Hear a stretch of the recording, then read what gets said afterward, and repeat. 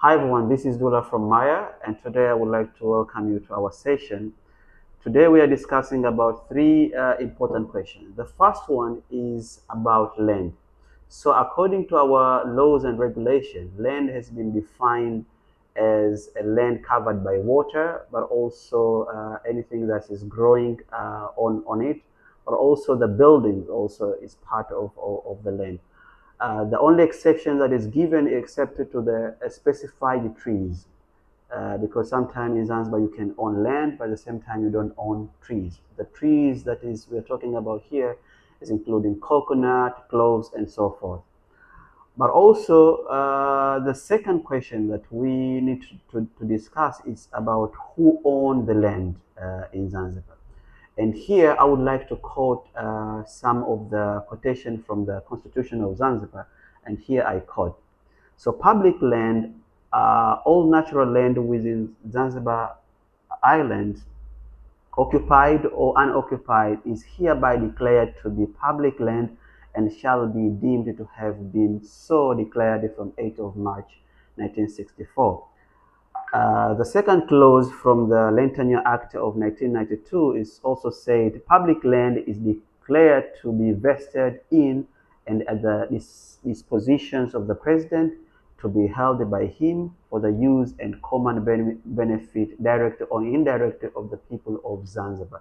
So as you can see, land in Zanzibar is owned by the public, but has been vested by to the president, and he has the power to distribute according to the interest of the people. And the last question that we need to disclose is about how can you acquire land. Whether you are Zanzibari or non-Zanzibari, there are only 6 ways that you can acquire land. The first one is through purchase. That means you can buy a land in Zanzibar. And what you do technically is you are compensating someone. It's like you are buying someone's right. As we said, no one has absolute right of ownership of land in Zanzibar. So the second option is through grant from the ministers. That means you can get free land from the government, but of course this one only Zanzibari can own land through this way. The third option is through inheritance. Okay, inheritance can work through both Zanzibari to non-Zanzibari. That means you have a piece of land and then you can give to your children as inheritance. But for non-Zanzibari, this has to be a bit clear.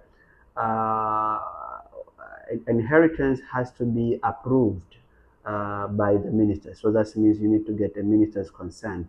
The same is to the fourth options, or the fourth way that you can get land in Zanzibar, through gift. Gift, that means you have your children, said you just give them as a gift to their birthday, or to you just get happy and said, I'm deciding to offer my children a piece of land. But for non-Zanzibari, you need to make sure that you get a minister's consent before gifting to someone. The other option, the fifth option, is through adjudication. Adjudications, technically in Swahili we say utambuzi, but in other word in English we call it as recognition. But also this one is only for Zanzibar. That means someone has owned the land for a long time ago and has decided now I can go and ask for the recognition that the government has to decide to recognize and register the land. Or there can be a special program now, for example, in Chukwani or Maungani area, there is a adjudication process that is going on. That means the government is doing formal registration of all unregistered land. The last option is through a direct lease. When we say direct lease, it means the government is giving, especially for investors, is leasing the public land to an investor.